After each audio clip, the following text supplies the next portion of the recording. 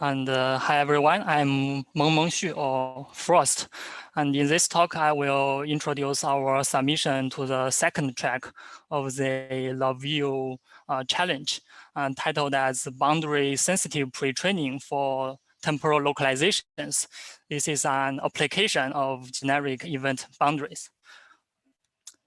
So to begin with, let me acknowledge my team members and my supervisor, Bernard Gannon. Only with their help, we can have the good idea, and we conducted extensive experiments to show that it works. So let's start from TAL, temporal action localization. In temporal action localization, we care about two questions, when and what. So when is the activity happening and what activity is happening? So as human beings, it's quite easy to answer such questions. However, the task is not that easy for an intelligent system. For example, given a video here, we can clearly to say that the activity is long jump and the actor start her activity from 120 to 132, and then she repeats the same activity from 143 to 159. So more formally, the task of temporal action localization is taking an input of long untrimmed video. It's usually like 2 minutes long, and we want to temporal localize the activity, which means we want to know the action class and the start or the end time, which is the boundary of the activity. So our goal of this task is to encourage the development of automated systems to recognize and localize human activities in videos. And we are holding annual international challenges in activity recognition. And this year is our 6th installation. Okay, let's back to temporal action localizations. It has a wide range of application. For example, we can develop this system in our home to for some family care reason. And we can also deploy such a system in a company or in some city for civilian system for security. So what is the state-of-the-art method to temporal action localization? I would say the SOTA method get development year by year, but most of them following the training method. So in two-stage training method, we have the first stage that to pre-train a video encoder. And in the second stage, we train a detection model. We can call it a TAL head, a temporal action localization head. And in the first stage, let's say our input are usually video clip. And video clip is compared to the long videos. A clip is usually short, like 10-second long. And we usually like use kinetics data set, for example, and we have the 10-minute clip. We have 400 different action classes. Then we train a video encoder. So the encoder is trained by action classification task. And once we have this video encoder, we will keep them and put it into the second stage. While in the second stage, our input is not the original video, but the video feature. So the video feature is usually extracted from a pre-trained video encoder. For example, as I said, in the first stage, we use kinetics to train a video encoder. And in the second stage, we get the feature. So since the video is usually long, one video can be divided into multiple clips. So to the end, we can have multiple features of one video, which is a multiple representation of the long untrimmed video. So in the second stage, when we train the temporal action localization head, we put input into these video representations, and we can design our detection or localization model carefully such that it can work for us. So over the years, what my observation is that many methods works on the second stage, which is to apply some state-of-the-art method or architectures on the temporal action localization head, but few of them are working on the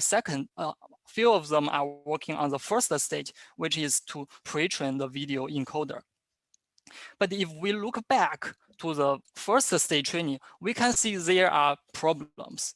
I give you one example. So if we work on image classification task, usually what we do is we find a large-scale image classification data set. It's the image set, which means we use ImageNet for pre-training.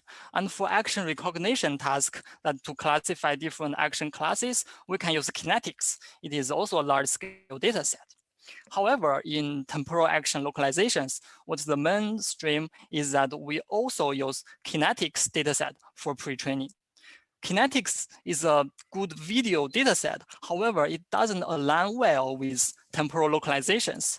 And as I mentioned, in localization, we care about two problems, what and when.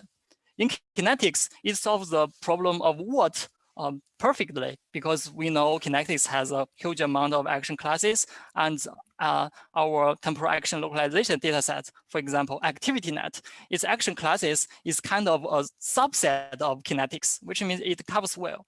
However, kinetics are missing another important clues, that is when, which means by only observing the kinetics dataset, we don't know when the action start and when the action stop, such that our video encoder will not be sensitive to the action startness and endness. In another word, our current video encoder are not sensitive to boundary.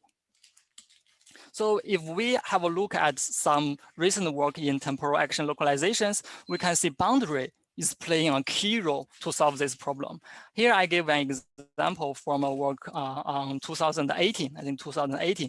The work is called BSN, the Boundary Sensitive Network.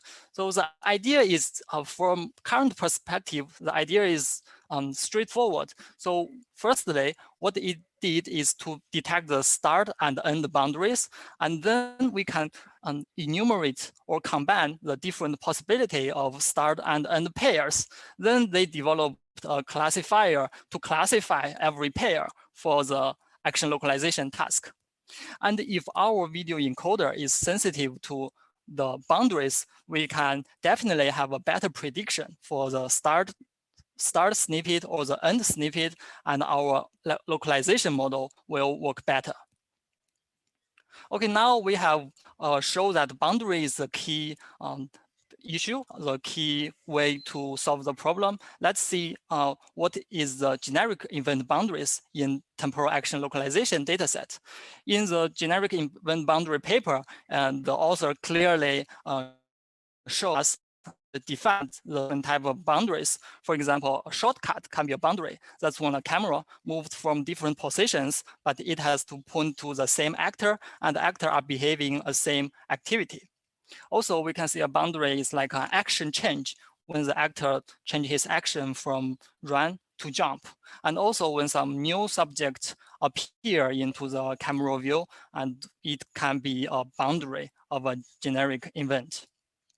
And then if we have a look at our current temporal action localization dataset, we can find the generic event boundary align well with the current boundaries annotated by our humans. So the first example I show is collected from HACS dataset.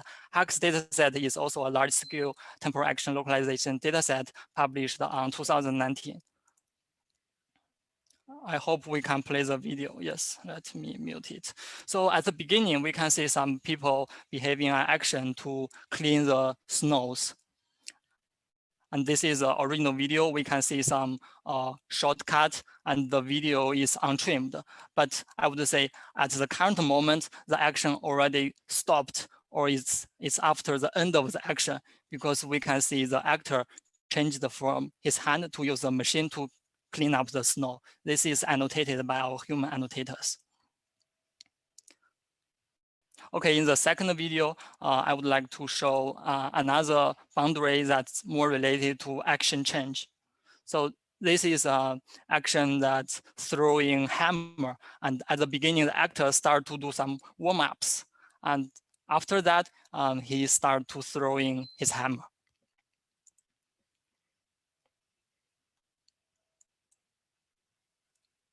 Well, in the last video, we can show there the idea of new subject appearing in camera view are also a real case in temporal action localization dataset.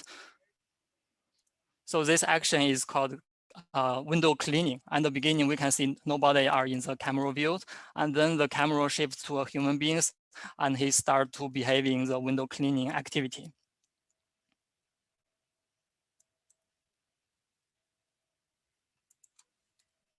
Okay, now we see the generic event boundary align well with current temporal action localization dataset, and we know boundary is the key to solve the problem. So in our method or our submission to this workshop, we discussed a method called boundary synthesis and pre-training to tackle this problem. So in our method, besides using the current annotated boundaries, we try to think up some synthesized method to create a pseudo boundaries. So we defined different type of the action boundaries, and our model will be used to classify which boundary appeared in the clip. So here I showed our synthesized boundary in the first row of the 8 frames. This is a natural boundary in ActivityNet. It is related to different class boundary. And in the last row, we show the synthesized boundary. We can see they share some similarities between a real boundary. So once we have this synthesized boundary dataset, we can use this dataset to train a video encoder. And once we train the video encoder with the boundary information, we can see the encoder is more boundary sensitive. And those boundary sensitivities can be used to compensate our current video representation, which we call the vanilla encoder. It means we use the kinetics classification task, for example, to represent the video.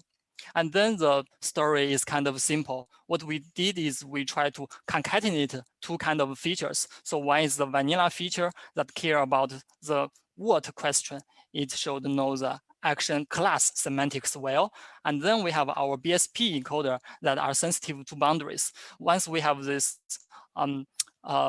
representations, we can feed forward to any state-of-the-art solutions to temporal action localization task and to validate its performance.